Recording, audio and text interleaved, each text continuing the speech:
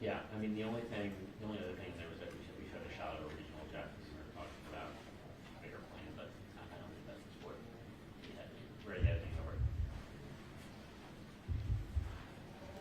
Yeah. Okay.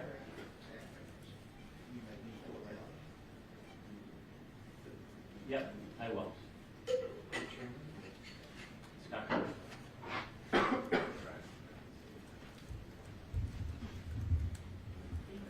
Yeah, he's a great guy. Mm-hmm.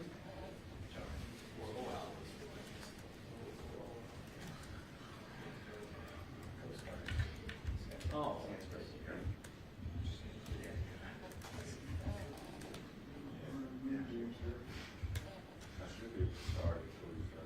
Yes.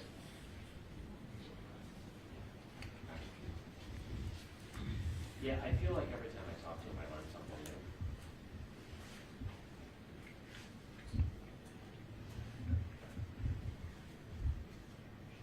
Yeah. He's got that quirky laugh, though.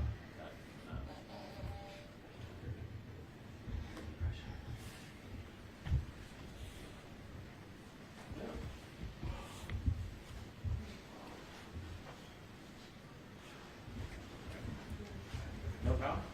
No problem. See you tomorrow. Yep. Bye.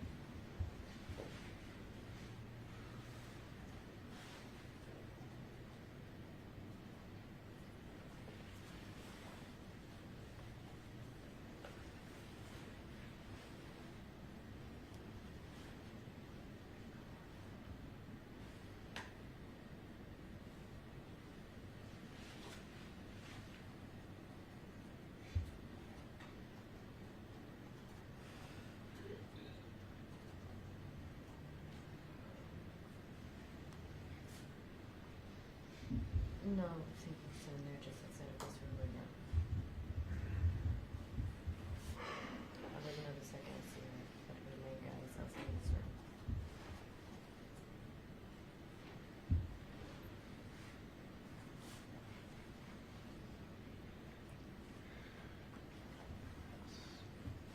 Hard to say. It feels imminent, but hard to say. I think you can take the break. Yes, if you were to take it right now, I think you'll be fine, but hard to say. She's gonna do her spiel and announce her name, and then probably the chief investigator as well. And then I'll get into something I told him later.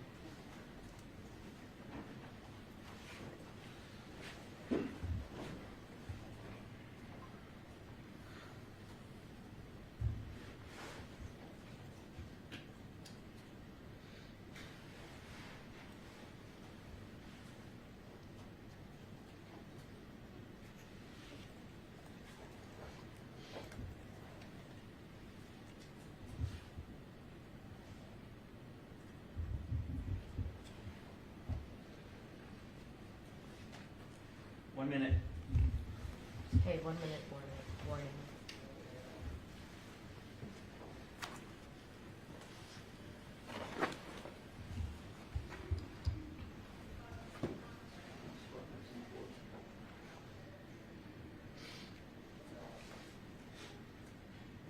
Yep.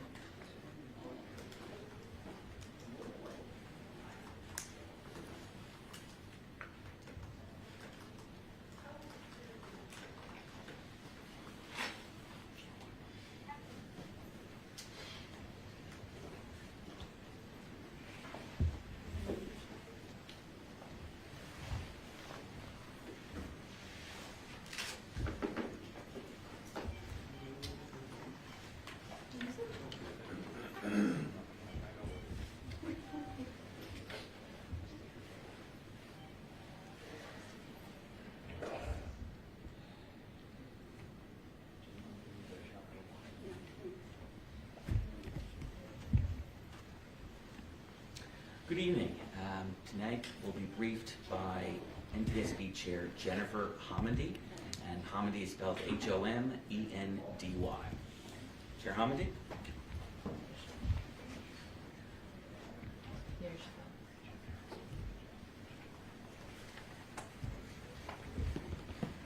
Good evening.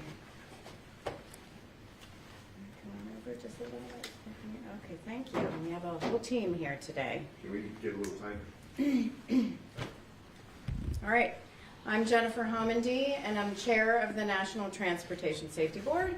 And with me tonight is John Lovell, our investigator in charge. We also have Clint Crookshanks and Leone Benitez Cardona, both of which are aerospace engineers for the NTSB and really specialists in structures, including looking at the airframe, the door plug, and the surrounding structure around the door plug.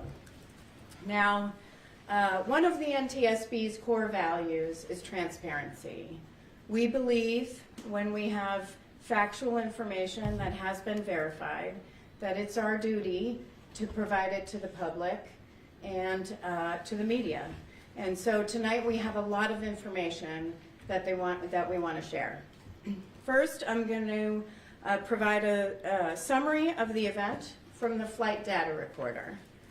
We're going to talk about what our survival factors group did today, and then I'm going to talk about what our systems group did today, and then we'll have some discussions about structures and what the structures group did. So for the summary of the flight data recorder, from the flight data recorder, I'm going to read it. At 17:06 and 47 seconds Pacific Standard Time, the aircraft departed runway 28 left at Portland International Airport. At 17:12 and 33 seconds, the recorded cabin pressure dropped from 14.09 to 11.64 pounds per square inch, when the aircraft was at approximately 14,830 feet and 271 knots. The cabin altitude greater than 10,000 feet warning activated. At 17:12 and 34 seconds, the master caution activated. The cabin pressure dropped to 9.08 psi at approximately 14,850 feet and 271 knots. At 17:12 and 52 seconds, the master caution deactivated. At 17:13 and 41 seconds, the aircraft continued to climb and reached a maximum altitude of 16,320 feet and began to descend. The airspeed was 276 knots. At 17:13 and 56 seconds, the selected altitude changed from 23,000 feet to 10,000 feet. At 17:14 and 35 seconds, the master caution activated for 3 seconds. At 17:16 and 56 seconds, the aircraft began a left turn from 121 degrees. The altitude was approximately 10,120 feet. At 17:17, the aircraft descended below 10,000 feet. At 17:18 and 5 seconds, the aircraft altitude was approximately 9,050 feet, and the airspeed was 271 knots. The cabin altitude greater than 10,000 feet warning deactivated. The cabin pressure was 10.48 psi. At 17:26 and 46 seconds, the aircraft landed on runway 28 left at Portland International Airport. Now, the survival factors team interviewed the remaining 2 flight attendants, one from the aft of the aircraft and one from forward. Their interview and discussion was consistent with the interviews of the other 2 flight attendants. They also reported pretty significant crew communications challenges during the event. They didn't know what was occurring. They were certainly concerned, they stated, about the 4 unaccompanied minors, and their focus was on them and the 3 lap children at the time. The 2 flight attendants in the aft outboard seats in the aft galley had difficulty seeing what was going on in the cabin and in the aisle. It's very difficult from that location to see anything. There is a very, very small mirror provided to look down the aisle. It's not sufficient. So it's very difficult for them to see.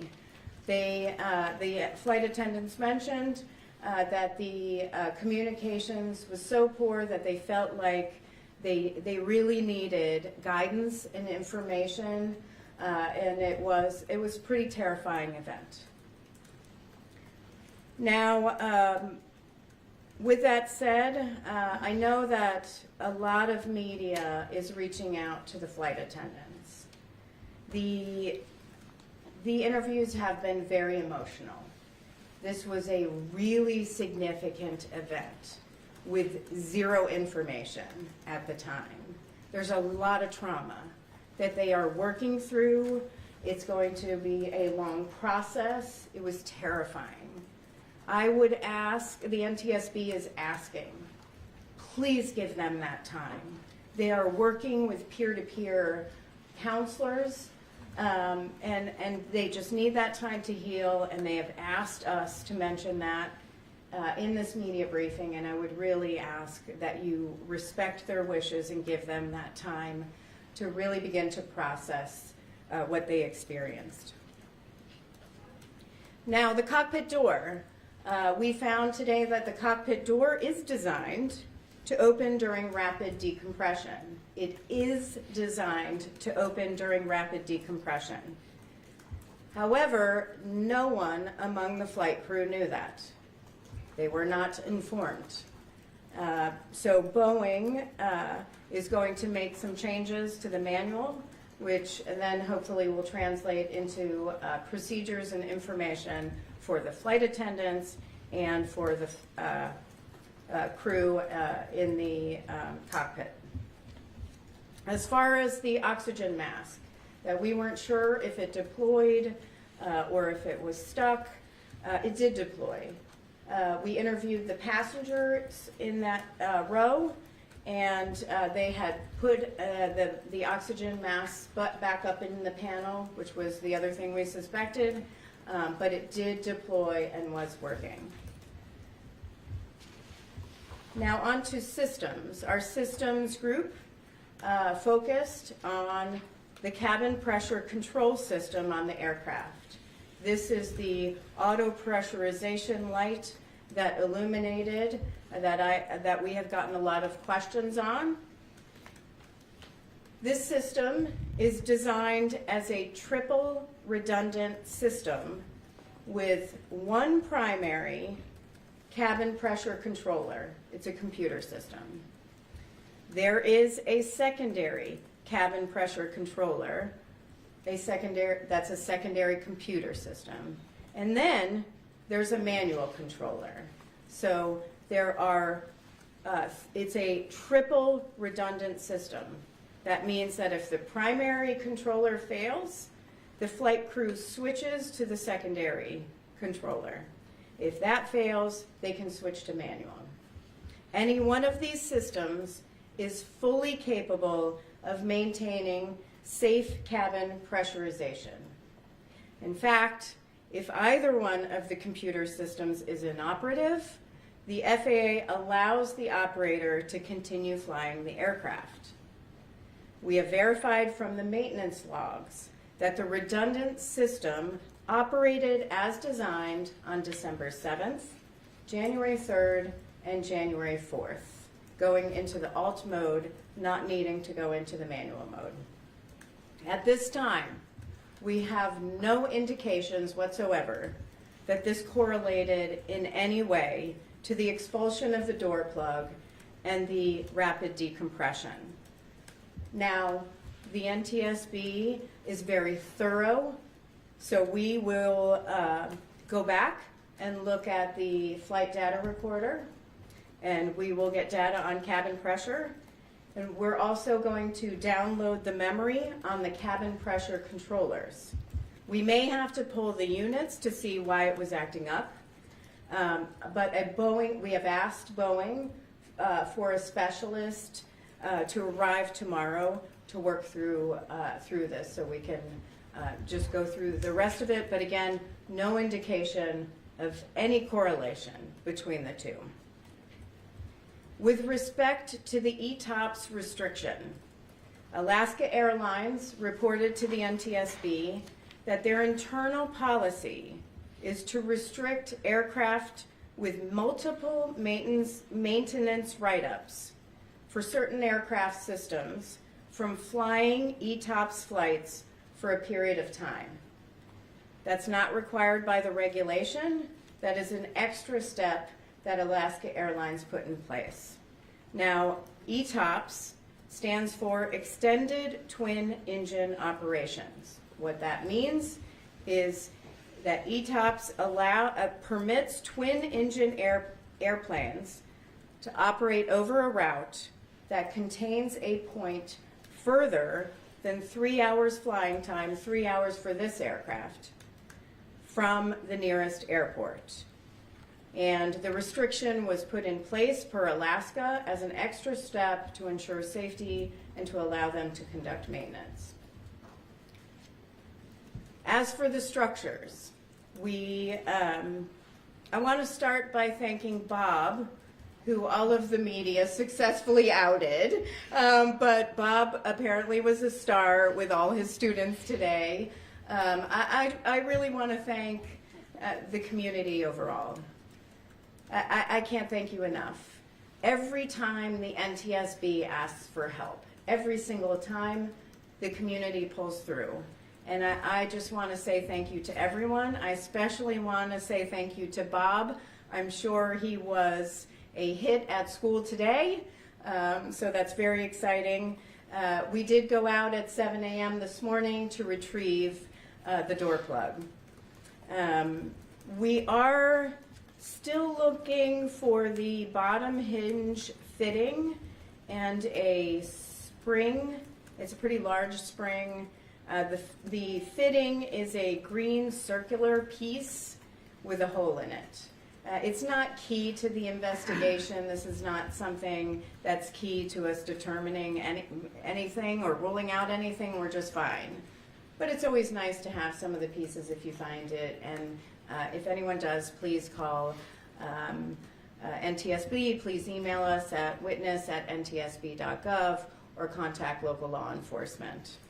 Again, I want to thank local law enforcement and the FBI for helping us also look throughout the early stages of our investigation. I will mention that community members also found today a plastic window frame and a headset and headrest,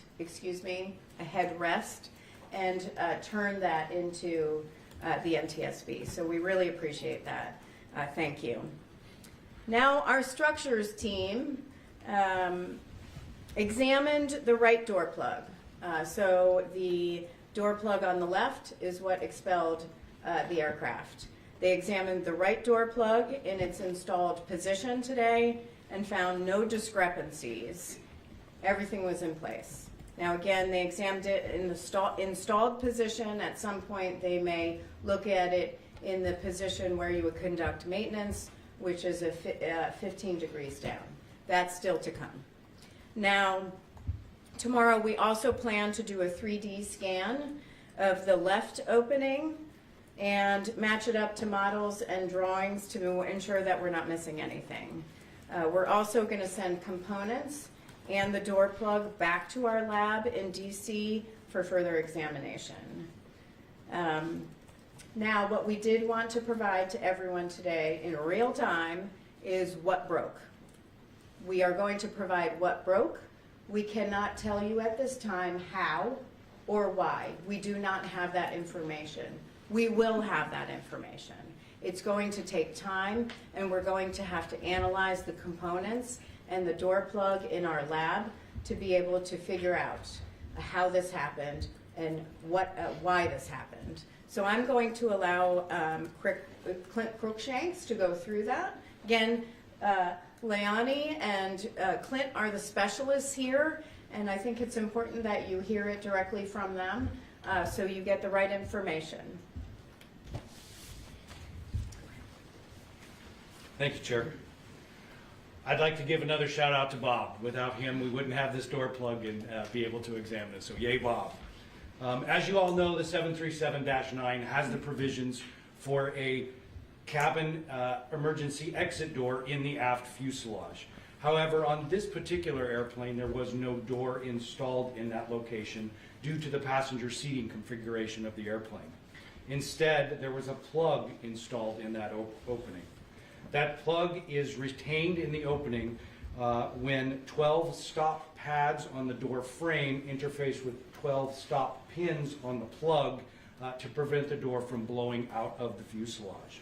In order to install that plug into the fuselage, you rotate it up so that the door or the plug stop is above the door stop. It translates inboard and then down so the stops then engage. At that point, 4 stop bolts are installed in the mechanism to prevent that plug from translating upward, disengaging those stops. There's also a guide roller on each side, on the upper side of the plug, or on the upper side of the door frame that engages with a guide fitting on the plug to establish the location in the opening.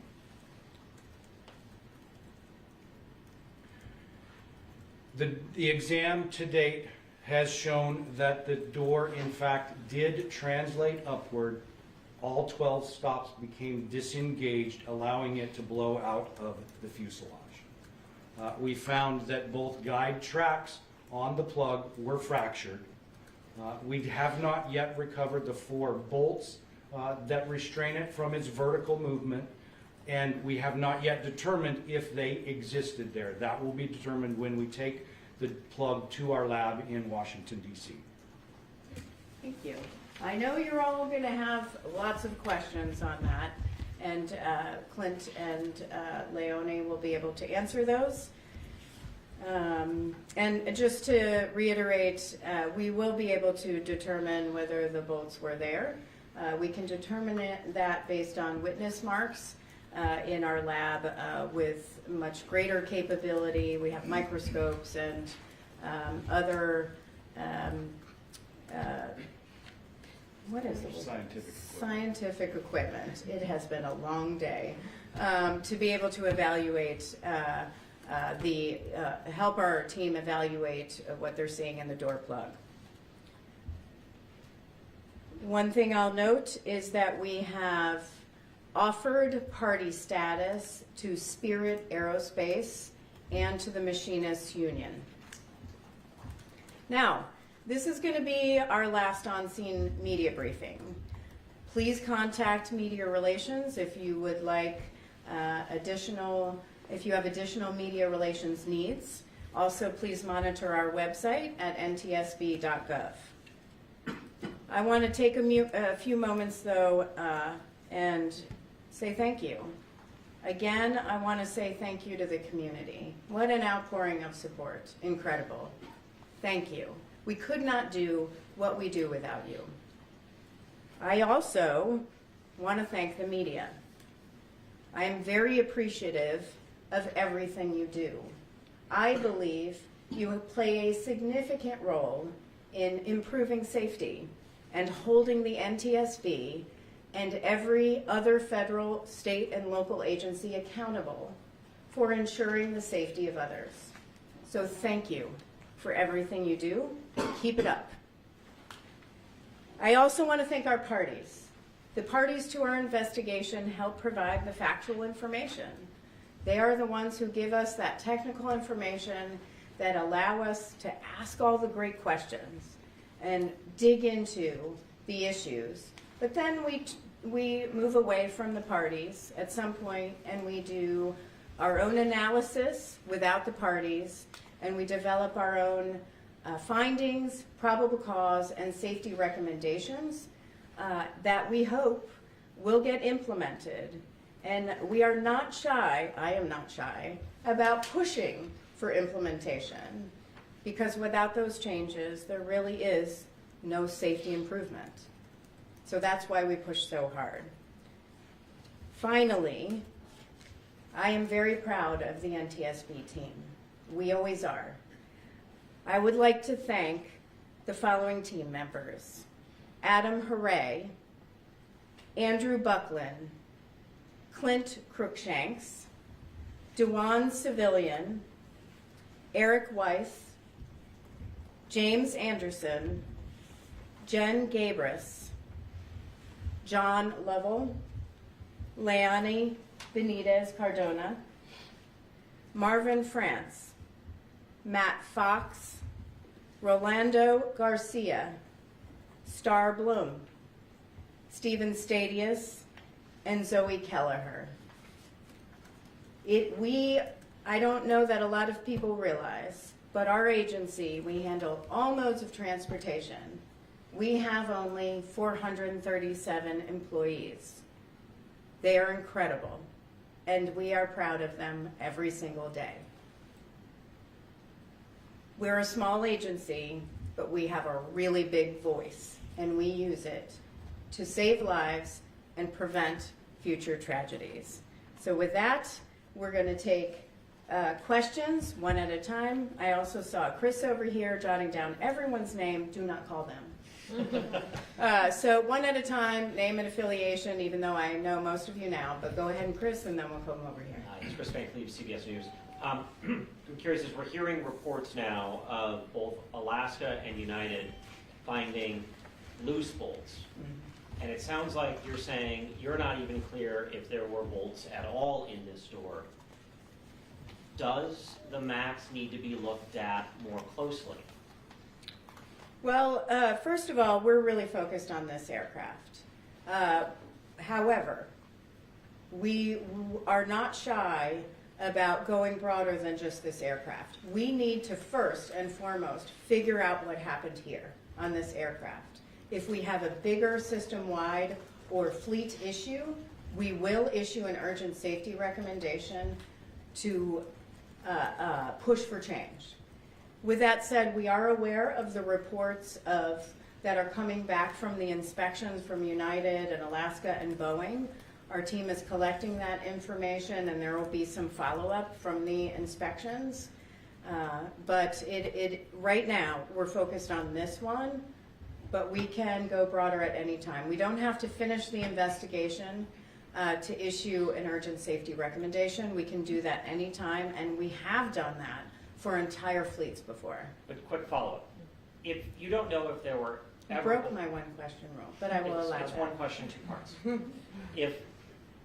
If you don't know if there were bolts, and then both airlines are finding bolts that weren't tightened, if you can't trust the manufacturer to tighten those bolts, can you trust them to tighten all the other bolts in the airplane? Right now, we are focused on the evidence. The evidence tells a story. The components on this door plug tell a story. We have to follow the evidence and see where it takes us before we jump to any sort of conclusions. We cannot speculate. We never jump to conclusions, but we don't speculate. We deal only with facts, and we're going to have to look at this aircraft. But again, we will go broader if we need to. Claire Rush, Associated Press. Can you please explain again what exactly broke? Clint did a good job, but maybe in more plain English, less technical, for those of us who aren't airplane experts. Just explain that, the interaction of the stop plugs and the locks and the bolts. Can you just explain that Yeah, and Basic English. I'm going to ask Clint to correct me at any point. There are 2 hinges on the bottom. Those hinges, and there are 2 roller Guides. fitting guides, roller guides. The purpose of the hinges and those guides are to get the door onto the aircraft and to allow it to move outward for maintenance, that outward for 15 degrees. It is the 2 guides on the top that broke. Those have 2 bolts in them. We don't know if there were bolts there or if they are just missing and departed when the door plug departed. But it's those 2 at the top. The bottom hinges were also missing those bolts. So we can't make we don't know if they were there or if, again, they came out during the violent explosive decompression event. And are those rollers a part of the door or on the actual fuselage? On the It's on the door plug. They're on the, nope, I'm going to just turn it over at this point. Move on. So the guide rollers are installed on the fuselage. The guide roller tracks are installed on the plug. We found the guide roller tracks were fractured. So if you imagine these 6 stop fittings, there's 6 on each side, so it's 12 stop fittings. The purpose of those stop fittings are to prevent the door from being expelled from the aircraft, because there's a lot of pressure inside the aircraft. The pressure outside the aircraft is low, it's higher inside the aircraft. So there's a force pushing outward. So you need something that holds it in place. These 6 stop fittings, there's 6 of them on the door plug and 6 of them on the frame, the door frame. They match each other. So if you imagine high-fiving somebody, they're hitting each other, preventing that door from coming outward. In order to put the door in place, if you put it just right in place, it would hit those stop fittings. You couldn't get it in place. So what you have to do, it has to go upwards, go on the hinge, and then go in. And when you are doing maintenance or inspection, it also comes up and comes out. So that's what we're talking about. Yes, and then here. Nancy Keith with the Wall Street Journal. Can you tell us how many of the planes on of the United planes had the loose bolts, and whether there were any other issues on those planes other than loose bolts? We don't have information on how many of the question is on how many of the United planes had loose bolts. We don't have that information. FAA should have that information, as this is part of their airworthiness directive. They would gather the overall amounts. And were there other issues besides loose bolts that you know of on those planes? Are there other issues besides the bolts that we know of? We have only heard reports of the bolts, but we're not aware of the extent to what they found. Yeah, here and there.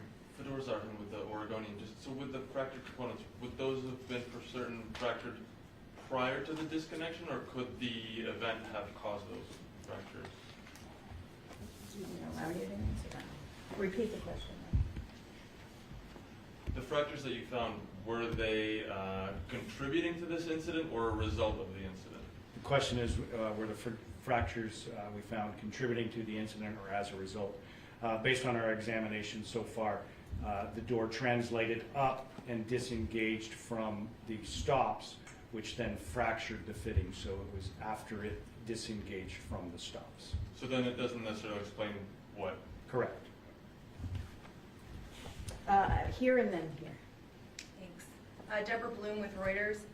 The FAA warned airlines in August against using the engine's de-icing system on Boeing MAX planes, specifically in dry air conditions, for more than 5 minutes. They said that it could cause the composite inlet surrounding the engine to break off and hit a window or door and cause decompression. On Friday, around the 5 p.m. hour when the incident occurred, it wasn't raining, and the passengers we interviewed told us that they were delayed from takeoff by 20 minutes because the plane was being de-iced.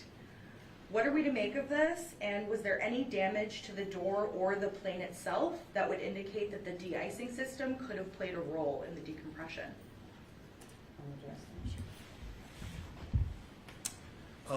You have relayed a very elaborate scenario, which there is no evidence to support at all. De-icing is a procedure that is done routinely during the winter periods, and there are no indications that is contributory in any way to this event. Yes. You talked about, Catherine Cook, KPTV News, you talked about interviewing the flight attendants. Could you elaborate on if and when you interviewed the pilots and what that produced? The question was on what came of the interviews of the pilots. So for the captain and the first officer, they described very loud environment, chaotic. At the time, they heard a bang, and then some pressure changes in their ears. They mentioned that the door had flown open at the same time.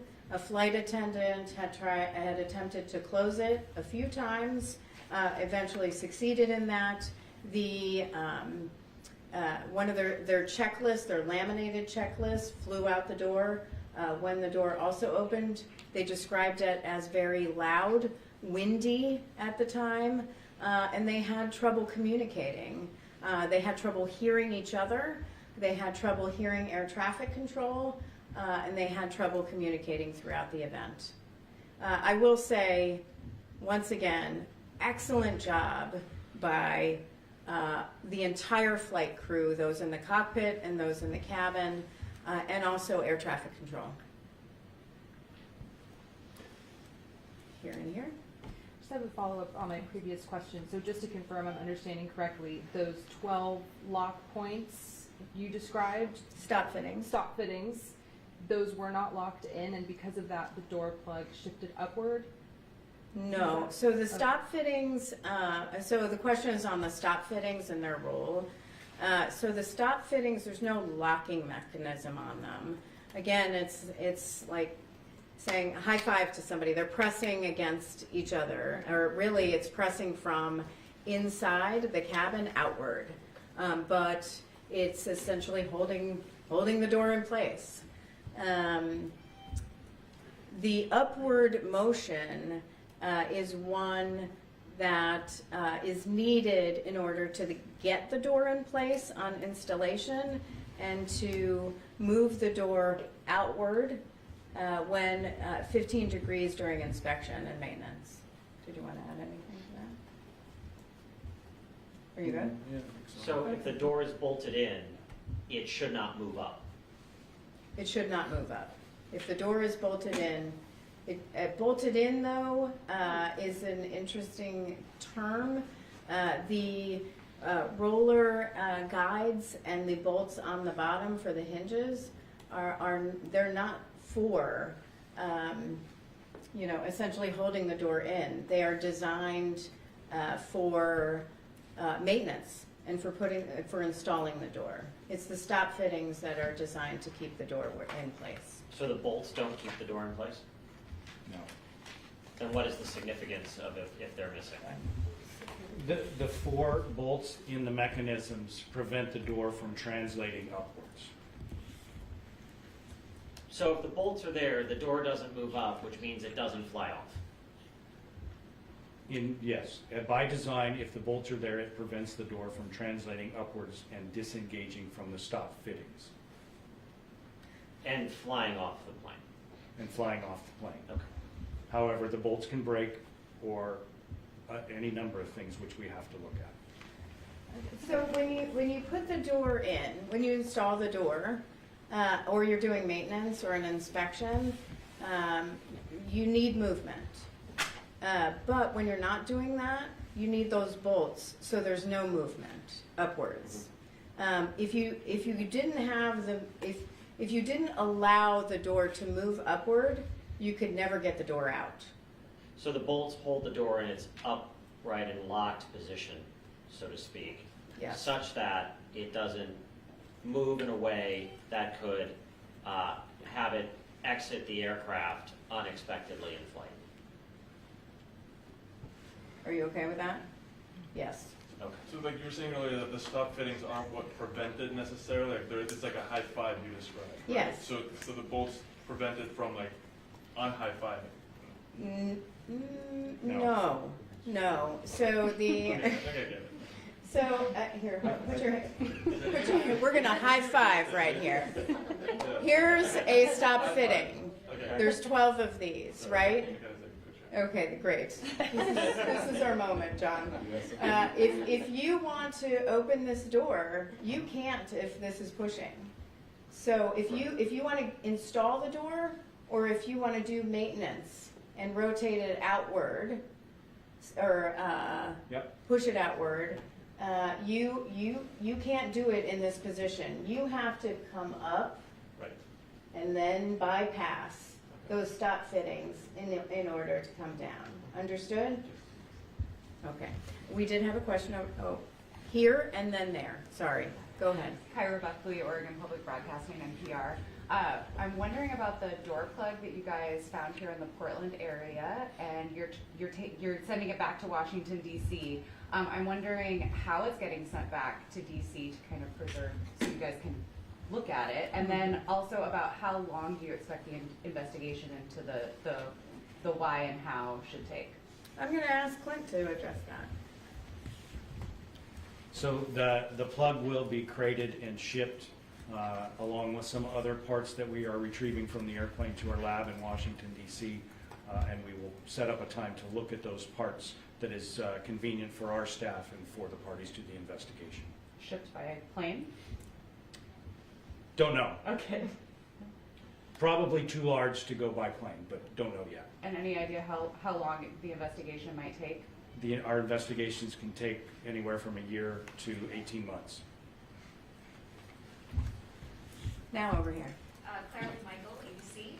Wondering if with the more widespread bolt issue that we're seeing, is there any indication how those bolts are coming loose, if it's engineering or torque or something else? And how can we be sure that they won't come loose again when those planes are cleared to go back to the sky? The question is on the bolts and some of the reports from United and Alaska and Boeing of loose bolts and the extent of that and how you can be assured going forward that that won't expand or happen again. That is something that is, it's a great question for the Federal Aviation Administration. They are really spearheading efforts to inspect these planes and working with Boeing and the operators on how the inspections will be performed and learning what repairs will be made. So that's something that I would direct folks to the FAA for. Last question? So just to be sure. One quick follow-up on this, actually, on the inspect and clear process. I want to ask you about the bolts. The NTSB, do you feel comfortable at this point that you know enough about this accident that you feel comfortable the MAX 9 fleet can fly again? I know that you're just looking at this plane right now, but based on what you know now. Yeah, for the MAX 9 fleet, that's a decision for the regulator, for the Federal Aviation Administration. The NTSB does not ground fleets. That's something that the regulator is responsible for. What we do is we determine our entire mission is not just what happened, but why it happened to prevent it from reoccurring. And we, throughout our process, our investigative process, we're constantly communicating with FAA, with Boeing, and other parties to ensure everyone is aware of what we're doing. We're often all doing it together because we collect the factual information together, and that enables FAA and others to make long-term safety change. Thank you.